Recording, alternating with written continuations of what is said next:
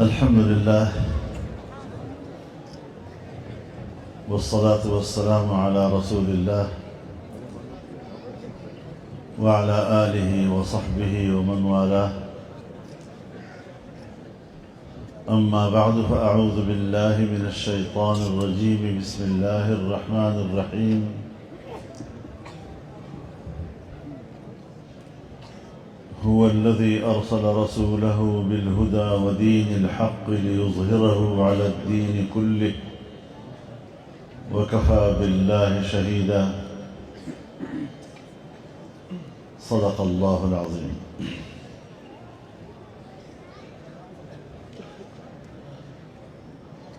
برادر مکرم حضرت مولانا محمد حنیف جالندری صاحب، حضرت مولانا فضل الرحمن درخاسی صاحب، حضرت خواجہ خلیل احمد صاحب دامت برکاتہم العالیہ، اسٹیج پر موجود اکابر علماء کرام، فضلاء کرام، بزرگان ملت، میرے دوستوں اور بھائیوں،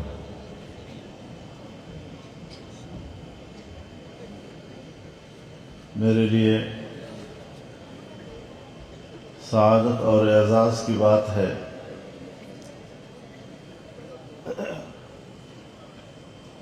کہ جامعہ خیر المدارس کے فضلاء کی دستاربندی کی تقریب میں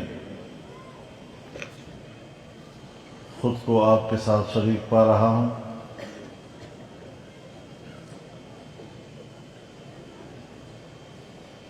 مولانا محمد حنیف جالندری صاحب ہمیشہ مجھ پر یہ احسان کرتے ہیں اور اس بار بھی میں ان کا ممنون احسان ہوں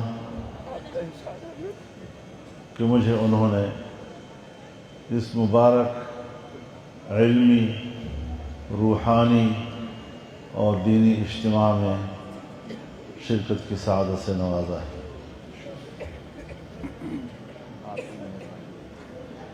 برادران محترم،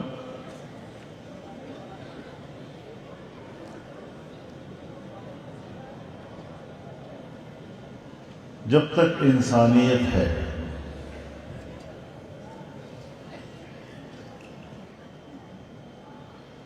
اور جب تک اس کی بقا کا انتظام اللہ نے کرنا ہے،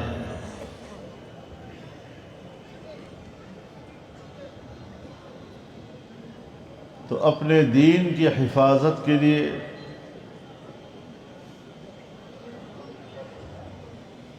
اللہ تعالیٰ نے آپ کو وسیلہ اور سبب بنایا ہے۔ انسانوں میں ایسے لوگوں کو چننا کہ جو اللہ کے دین کی حفاظت کریں، اللہ کے دین کو اگلی نسلوں کی طرف منتقل کریں، بحفاظت منتقل کریں، اس سے بڑی سعادت اور کیا ہو سکتی ہے؟ رسول اللہ صلی اللہ علیہ وسلم نے فرمایا، نبّأ اللہ امرأً سمع مقالتی فوعاها وأداها كما سمعها۔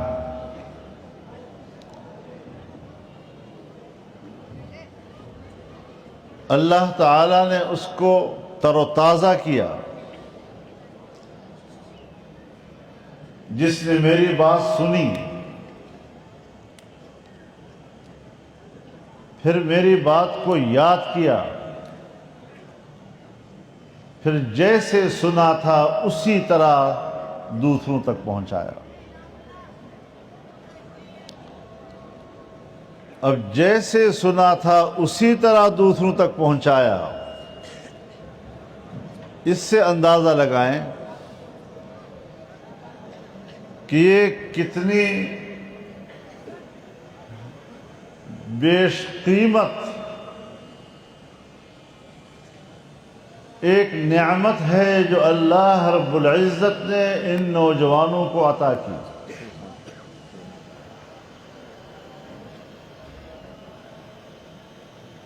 اور جیسے کہ اللہ رب العزت نے فرمایا یا ایھا الرسول بلغ ما انزل الیک من ربک وَإِن لَّمْ تَفْعَلْ فَمَا بَلَّغْتَ رِسَالَتَهُ وَاللَّهُ يَعْصِمُكَ مِنَ النَّاسِ۔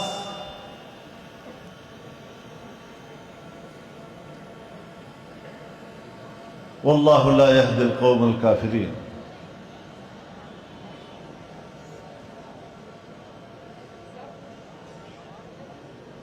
پیغمبر علیہ السلام کے لیے تو اتنا ہی کافی تھا، یا ایھا الرسول بلغ ما انزل الیک من ربک۔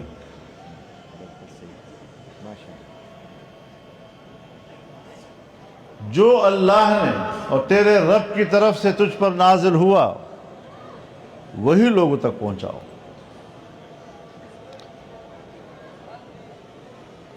اللہ کی وحی میں رد و بدل کرنا تو رسول اللہ کو بھی اس کی اجازت نہیں تھی صلی اللہ علیہ وسلم۔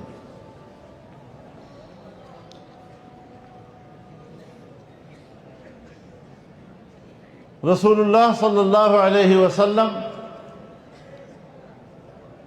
تو مجسم اطاعت تھے، سراپا اطاعت، لیکن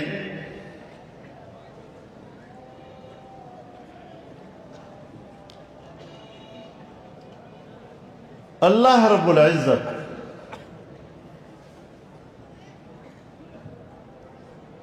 اس وحی کو لوگوں تک پہنچانے کی اہمیت اور اس کا وجوب اور اس کی فرضیت کا احساس دلانا چاہتے ہیں۔ وَإِن لَّمْ تَفْعَلْ فَمَا بَلَّغْتَ رِسَالَتَهُ۔ اگر آپ نے کچھ بھی کوتاہی کی تو مقصد رسالت فوت ہو جائے گا۔ آپ کا فرض منصبی ہے اور منصب رسالت کا تقاضا ہے کہ جو چیز میں نے آپ پر نازل کی وہ آپ نے لوگوں تک پہنچایا۔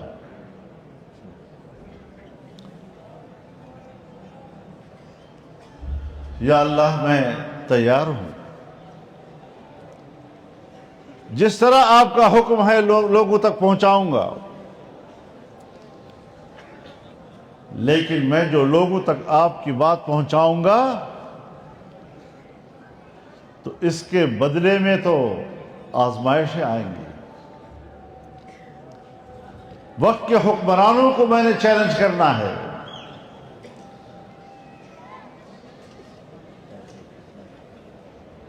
جو انسانوں کے خدا بنے ہوئے ہیں ان کی خدائی کو میں نے توڑنا ہے،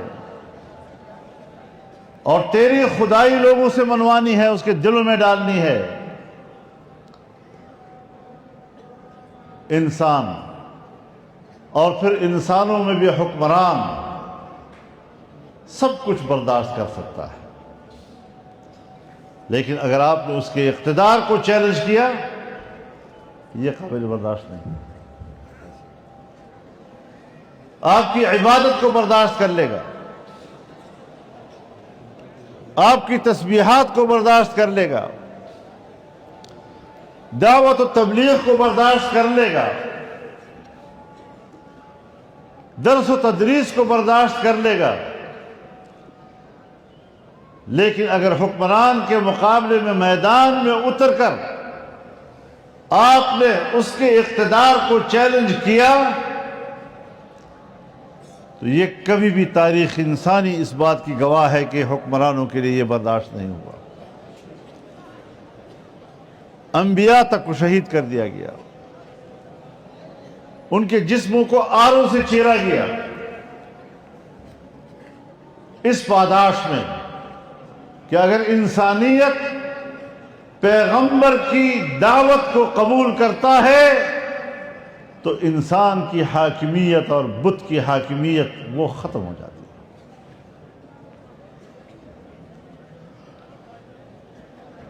اسی لیے تو رب العزت نے انسان کی کامیابی کے 4 بڑے اصول بتائے۔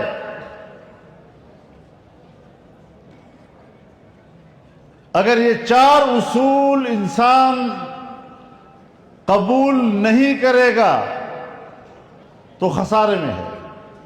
ان الانسان لفی خسر الا الذین آمنوا۔ پہلی چیز ہے ایمان، ایقان، اتقان،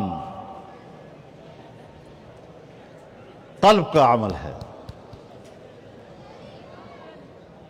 اور جب ہم اشہدو کہتے ہیں تو یہ دل کی طرف سے کہتے ہیں کہ میرا دل گواہی دیتا ہے۔ زبان سے تو صرف اظہار ہوتا ہے، اگر دل میں یقین نہ ہو اور زبان پر آپ کہیں کہ خدا ایک ہے تو وہ رسول اللہ کا متبع نہیں ہے، وہ عبداللہ بن ابی کا متبع ہوتا ہے۔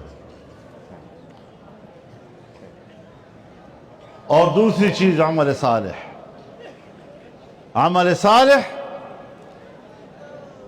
یہ جوارح کا عمل ہے، اس کا اظہار انسانی اعضاء سے ہوتا ہے، جس سے پتہ چلتا ہے کہ آپ کے اندر ایک ایمان موجود ہے، اور اس کا اظہار آپ اعضاء کے ذریعے کر رہے ہیں، زبان کے ذریعے کر رہے ہیں۔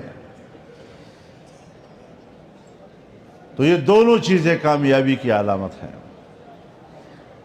اور تیسری چیز کامیابی کی علامت وتواصوا بالحق، کہ حق کا پرچار کرو۔ اب ہر اچھی بات حق ہے،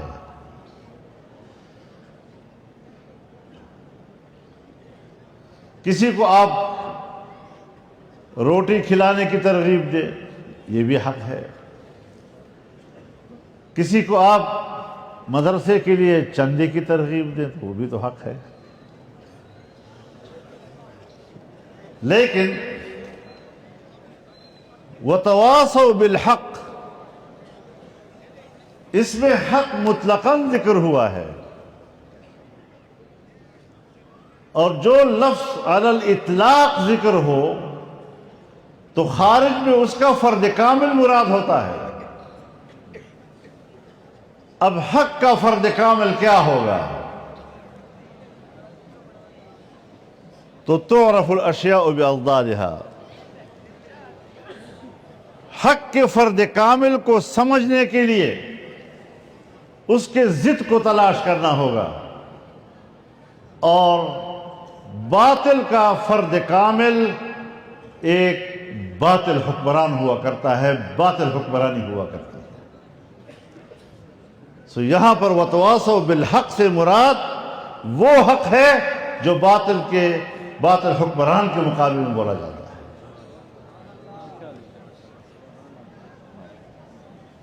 اور اس کی دلیل ہے، محض دعویٰ نہیں ہے کہ یہاں الحق سے مراد اس کا فرد کامل ہے، فرد کامل کو سمجھنا ہے اس کے ضد سے، ضد حکمران باطل حکمران ہے، تو تبھی ہم حق کو ایک فرد کامل سمجھتے ہیں، باطل کے مقابلے میں کلمہ حق بلند کرنا۔ اور دلیل یہ ہے وتواصوا بالصبر، کہ صبر سے کام لینا ہے، آزمائشیں آئیں گی، تکلیفیں آئیں گی تو استقامت کی ضرورت ہوگی، تو مقابلہ کرنے کے آپ کے اندر عزم ہوگا، تو اگر آزمائشیں برداشت کی ہیں تو انبیاء کرام نے برداشت کی ہے. اشد بلاء ثم الامثل فالامثل. اب آپ نے ساری زندگی ایک ہی سبق پڑھا ہے، العلماء ورثۃ الانبیاء. اشد بلاء الانبیاء، سمجھ یہ بھی پڑھے. تو جب آزمائشیں آئیں گی تو باطل کی طرف سے آئیں گی، اور ہر باطل محلے کا کوئی غریب آدمی وہ تو آپ کو جواب ہی نہیں دے سکتا. وہاں پر وتواصوا بالحق کے مقابلے میں وتواصوا بالصبر آگے لانا اس کی تو ضرورت ہی نہیں ہے. حق وہ کہ اس کے مقابلے میں آزمائشیں آئیں تو حکمرانوں کی طرف سے آتی ہیں، اور وہاں پر آپ کو پھر استقامت کا مظاہرہ کرنا ہوتا ہے، ڈٹ کے کھڑا ہو جانا ہوتا ہے. لیکن دین اسلام حکمت کا نام ہے. یہ بھی نہیں کہ بس وہ آپ پنجاب میں کس طرح کہتے ہیں انیوا، انیوا نہیں. حکمت کے ساتھ قرآن کریم جگہ جگہ پر الکتاب والحکمہ یہ دو الفاظ اکٹھے ذکر کرتا ہے. لیکن جب قرآن سے نیچے آپ رسول اللہ صلی اللہ علیہ وسلم کی حیات طیبہ میں آتے ہیں تو وہی الکتاب والحکمہ الکتاب والسنہ میں تبدیل ہو جاتا ہے. یعنی رسول اللہ صلی اللہ علیہ وسلم کی پوری حیات طیبہ وہ حکمت سے معمور تھی. وَمَنْ يُؤْتَ الْحِكْمَةَ فَقَدْ أُوتِيَ خَيْرًا كَثِيرًا.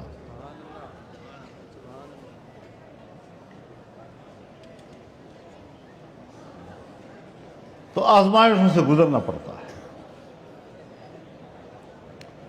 اور جو آزمائشیں ہمارے بزرگوں اور ہمارے اکابر پر گزری ہیں شاید وہ ہم نے دیکھی ہی نہ ہو، کیونکہ اللہ بھی تو ہماری کمزوریوں کو جانتا ہے. تو پھر ہماری کمزوریوں کو دیکھ کر ہم پر وہ آزمائشیں بھی نہیں ڈالتا، تکلیف بھی بیمار عطا تو نہیں کرتا نا اللہ.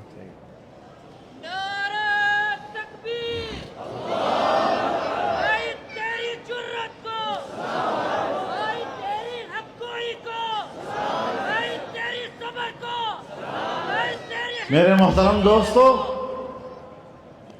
اس تمام چیز کو اللہ رب العزت نے امانت کا نام دیا ہے.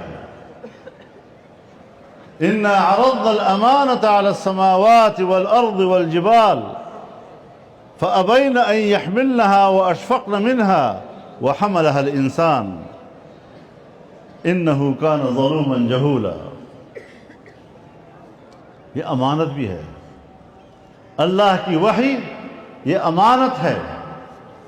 یہ امانت آسمانوں پہ پیش کی گئی، زمین کے سامنے پیش کی گئی، پہاڑوں پہ پیش کی گئی. انہوں نے کہا ہمارا توبہ ہے، ہم یہ امانت اٹھانے کے نہیں ہیں. خوف کھا گئے، اور انسان نے اس امانت کا بار اٹھایا. تو جب انسان نے اس امانت کا بار اٹھایا تو پھر یہاں الف لام جو ہے وہ استغراق کا نہیں ہوگا، عہد خارجی کا ہوگا. خاص لوگ انسانوں میں اللہ اس امانت کے لیے چنتے ہیں، اور انہی کو اللہ تعالیٰ قوت عطا کرتا ہے کہ اتنے بھاری بھرکم امانت کو اٹھا لیتے ہیں.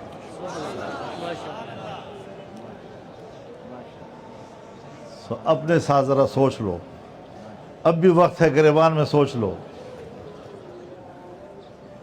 کہ یہاں آپ نے دستار باندھے ہیں تو پھر یہ بڑی امانت کو بھی اٹھانے کے لیے تیار ہو جاؤ. انہو کان ظلوما جہولا. اب یہاں تو مقام مدح کا ہے، لیکن صفت ذم کے ساتھ پکارا اس کو. لیکن یہ بظاہر صفت ذم ہے، حقیقت میں مدح ہے کہ ظلوم اس کو کہا جاتا ہے کہ جس کے اندر عدل کا استعداد موجود ہے. ماشاء تو انسان ہی ہے کہ اگر اس کو ظلوم کہا گیا تو معنی یہ کہ اس کے اندر عدل کی صفت پیدا کرنے کی استعداد موجود ہے. جہول کہ انسان ہی ہے اس میں علم کی کہ جس کے اندر علم حاصل کرنے کا استعداد موجود ہے. تبھی تو جہول کہا گیا. کسی نے آسمان کو کہا ہے وہ جاہل کہیں گے, کسی نے پہاڑ کو کہا ہے جاہل کہیں گے. انسان ہی کو کہا جاتا ہے وہ جاہل, یعنی تیرے اندر علم حاصل کرنے کا استعداد موجود ہے. ظرف جب خالی ہوتا ہے تو ظرف کے نام سے پکارا جاتا ہے, لیکن اگر ظرف کے اندر مظروف ہو تو پھر مظروف کے نام سے پکارا جاتا ہے. لہذا جب برتن خالی تھا تو ظلوم و جہول ہوا, اور اس برتن کے اندر اگر چائے ہے تو اب پیالی نہیں پکاریں گے چائے لیجئے. اگر گلاس ہے تو اگر اس کے اندر شربت ہے تو آپ یہ نہیں کہیں گے کہ گلاس لیجئے, شربت لیجئے, 7 اپ لیجئے, جوس لیجئے, یہ انار لیجئے, سیب لیجئے. تو ظرف کے مظروف کے نام سے پکارا جاتا ہے. منہ میں بھی پانی آ گیا.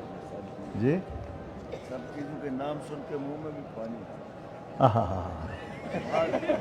مولانا فرما رہے ہیں کہ ہمارے تو منہ میں پانی آ گیا مظروف کے نام سن سن کے. اگر شربت, انار, سیب ان کا نام پکار کر منہ میں پانی آتا ہے تو جس ظرف کے اندر قرآن آئے گا, جس ظرف کے اندر حدیث آئے گا, جس ظرف کے اندر اللہ کا دین آئے گا, آپ بتائیں کہ اس سے بڑی لذت کی چیز اور ہو سکتی ہے کوئی چیز؟ تو وہ نعمت اور وہ لذت اللہ نے آپ کو عطا کر دی ہے. اب میں ان لوگوں سے کہنا چاہتا ہوں کہ جو اس دکان پہ ڈاکہ ڈالنے کی کوشش کر رہے ہیں, جس کے اندر اتنی لذیذ چیز موجود ہے جو روح کو سکون بخشتی ہے, اور روح کی ایک الگ دنیا ہے. جیسے آپ حج پہ جائیں نا تو حج کی تکلیف اتنی زیادہ ہوتی ہے, تکان اتنا زیادہ ہوتا ہے کہ جسم ٹوٹ رہا ہوتا ہے, لیکن لذت اور کبھی کبھی تو آدمی کہتا ہے کہ یار پھر تو نہیں آؤں گا.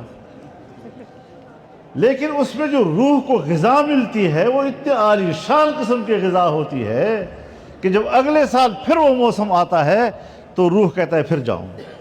اس کو وہ لذت یاد آتی ہے, اس کا مزہ یاد آتا ہے, اور شوق اور بڑھ جاتا ہے. سبحان وعدہ وصل چو قریب آئے, آتش عشق تیز تر کر دے.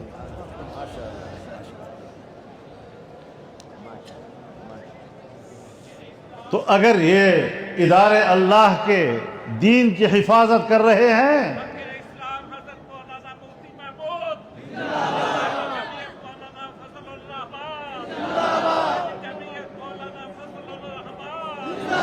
تو یہ ادارے جب اللہ کے دین کی خدمت کر رہے ہیں, حکمرانوں سے کہنا چاہتا ہوں آرام سے بیٹھو.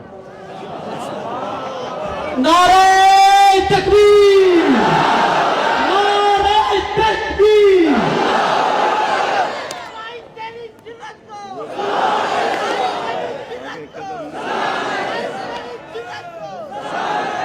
مدرسوں کو ختم کرنے کے تمہارے اندر کی جو حسرت ہے اس سے تمہارے جگر پھٹ جائیں گے, لیکن یہ حسرت آپ کی پوری نہیں ہو سکے گی. لبیک لبیک, قائد تیرے اشارے پر.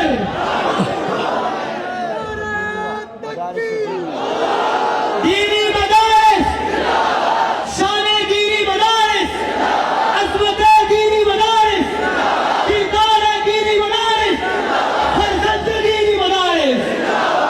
قائد تیری بصیرت کو سلام ہے. قائد تیری بصیرت کو میرے محترم دوستو, ان مدارس کا ایک مشن ہے.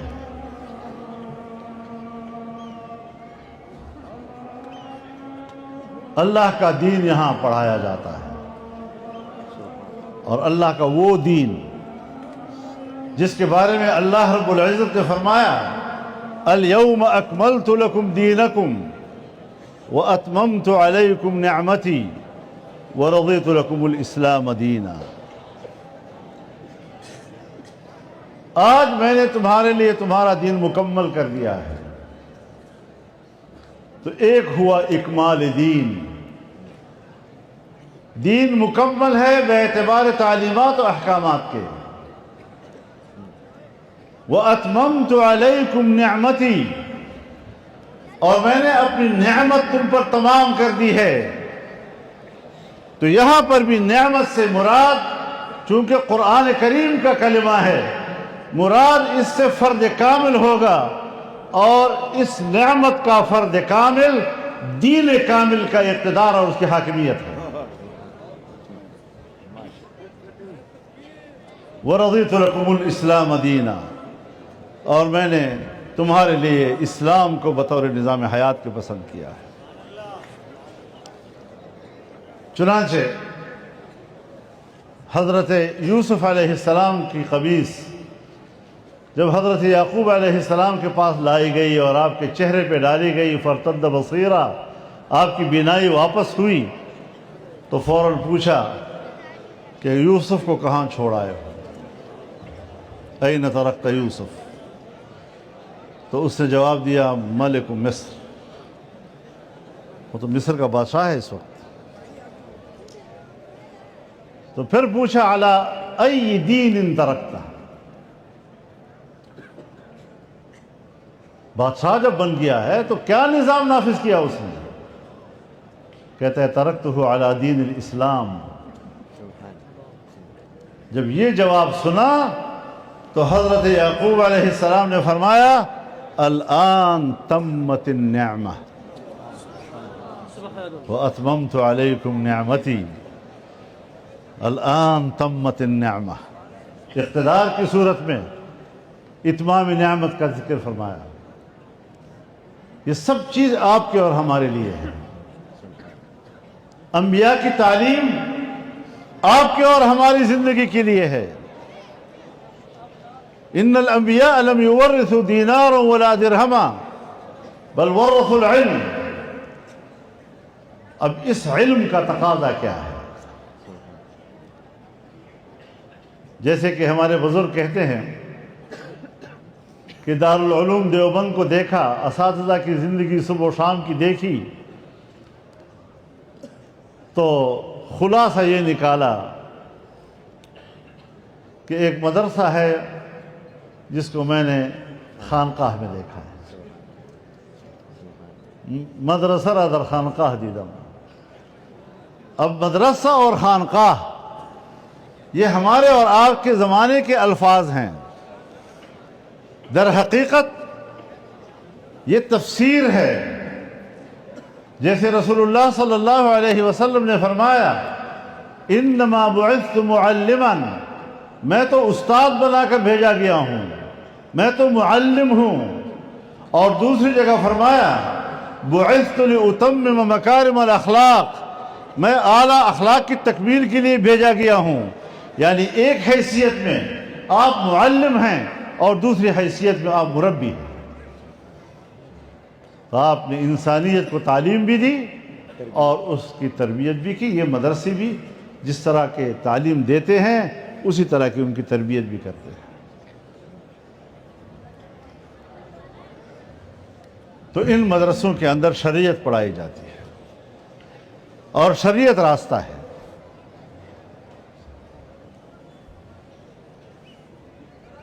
طریقت پڑھائی جاتی ہے،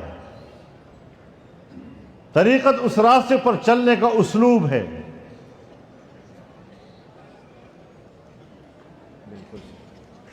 شریعت کو تعبیر کیا گیا ہے تعلیم الاحکام سے، اور طریقت کو تعبیر کیا گیا ہے تہذیب الاخلاق سے، اور تیسری چیز ہے سیاست، جس کو تعبیر کیا گیا ہے تنظیم الاعمال سے۔ یہ تینوں ایک دوسرے کو متلازم ہیں.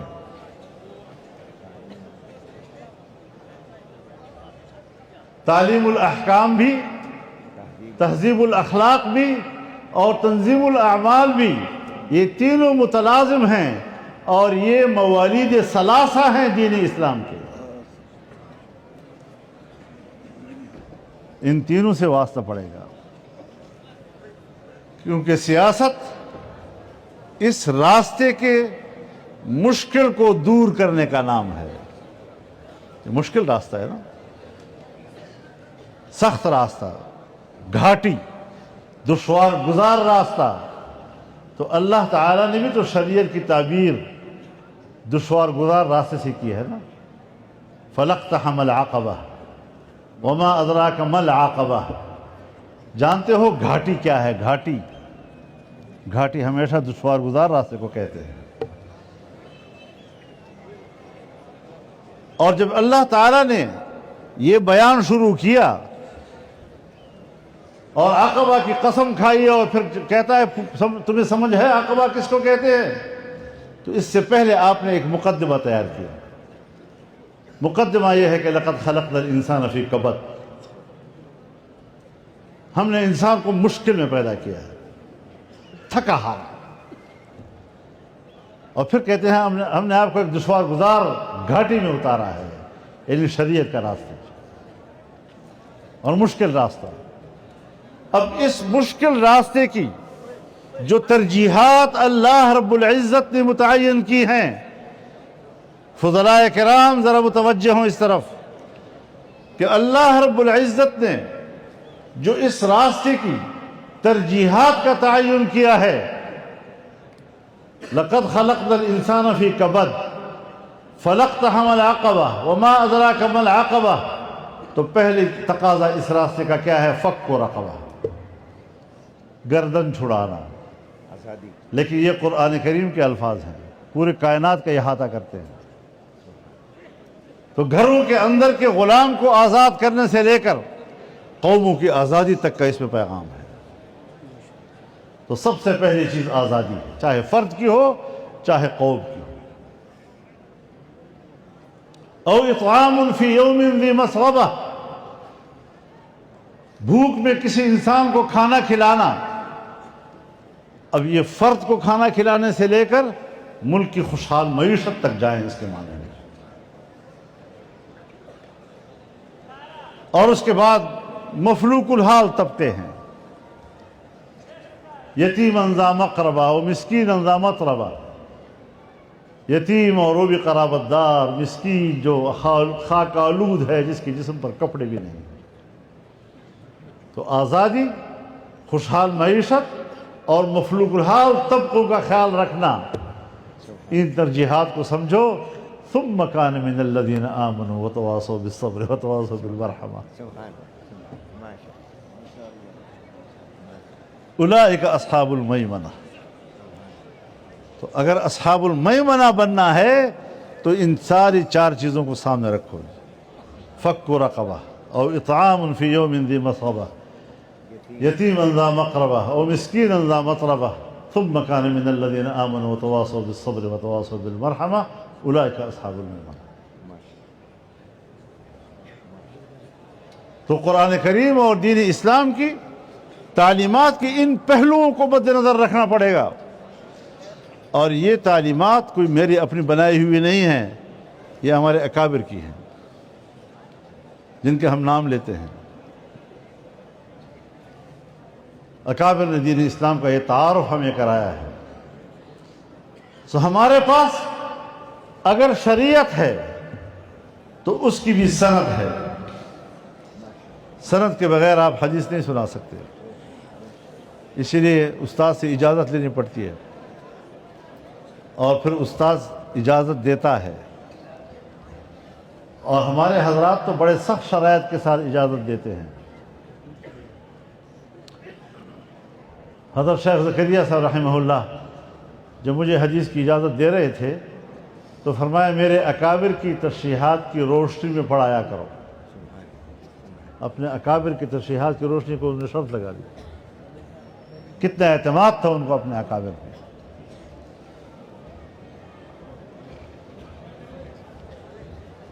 طریقت ہے تو وہاں بھی سند ہے. سلاسل اربعہ ہیں یا اس کے علاوہ سلاسل ہیں تو صحابہ کرام تک سلسلے پہنچتے ہیں.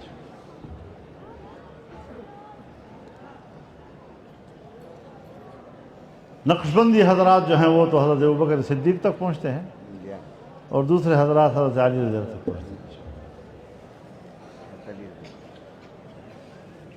حضرت صاحب بھی نقشبندی ہے نا. آپ کی بات کر رہا ہوں حضرت, آپ کی بات. ہم بھی شکل نقشبندی ہے نا.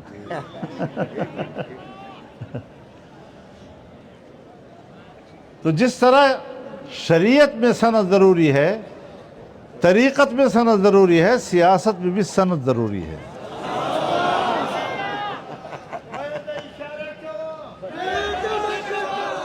اور میں جمعیت علماء کی سیاست پر اس لیے اعتماد کرتا ہوں کہ ہمارے اکابر کا وہی سلسلہ ہماری اس سیاست کی سند ہے.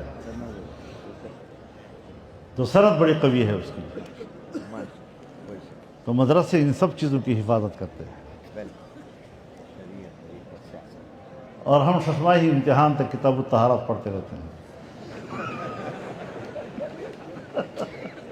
اور پھر اس کے بعد ہم دوڑتے ہیں, کچھ پتہ نہیں چلتا نہ استاد کو نہ شاگرد کو,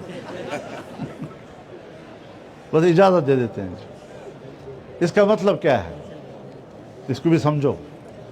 بعض لوگ تنقید کرتے ہیں کہ جی مدرسے والے جو ہیں وہ کتاب الطہارت اور اس کے صلاۃ تک پڑھا دیتے ہیں اور آگے پھر دوڑاتے ہیں.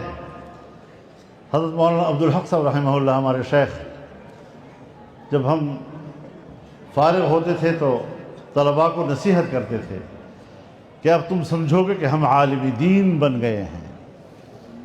تم عالم دین نہیں بنے, اب تمہارے اندر عالم دین بننے کا استعداد پیدا ہو گیا ہے. سو دورہ حدیث تک جب آپ پہنچتے ہیں اور استاد سے اجازت لیتے ہیں, اس کا معنی یہ ہے کہ اب اگر آپ اس کے بعد عالم دین بننا چاہیں تو اب آپ بن سکتے ہیں. استعداد آ گئی آپ کے اندر. تو اللہ رب العزت ان جامعات کی حفاظت فرمائے, ان مدارس کی حفاظت فرمائے. اور آج تو دنیا کفر براہ راست اسلام پر حملہ ہوا ہے. یہاں آپ کے سٹیج پر بات ہوئی فلسطین کی, غزہ کی. کہاں فلسطین پہ کیا کچھ نہیں ہو رہا, افغانستان میں کیا کچھ نہیں ہوا, کشمیر میں کیا کچھ نہیں ہوا. آگ بھی عالم اسلام پہ برس رہی ہے, مسلمان کا جسم جل رہا ہے اور دہشت گرد بھی مسلمان کو کہا جا رہا ہے. اور دور کا دشمن اگر وہ میرے خلاف ہوتا مجھے اتنا احساس نہ ہوتا, لیکن اس کا خنجر ہے میری گردن پر. جس محافظ نے میرے دشمن سے ڈھال بننا مجھے بچانے کی, اسے ڈھال بننا تھا, ہماری حفاظت کرنی تھی. لیکن وہ ہماری حفاظت کرنے کی بجائے خنجر نکال کر وہ بھی ہمیں مار رہا ہے.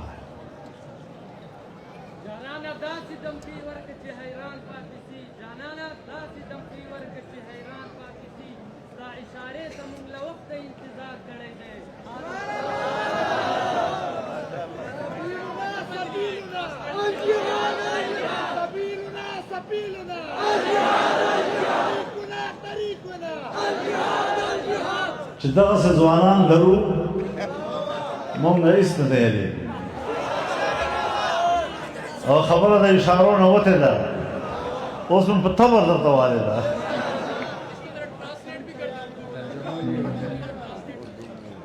یہ جو جذباتی شعر پڑھا ہے انہوں نے, تو میں نے کہا کہ ہمیں ایسے ہی جوانوں پہ فخر ہے اور آپ بھی اب مستقبل ہیں اور اس دین کی حفاظت اب آپ نے کرنی ہے اور بڑی جرت کے ساتھ کرنی ہے, ڈرنا گھبرانا نہیں ہے.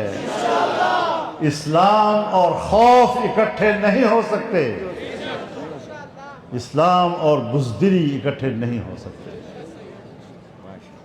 یہ اللہ کا دین ہے، بہادری کے ساتھ انشاءاللہ مقابلہ کرنا ہوگا، اور دنیا کفر کو بتا دیں گے کہ تم ختم ہو سکتے ہو، اسلام ختم نہیں ہو سکتا۔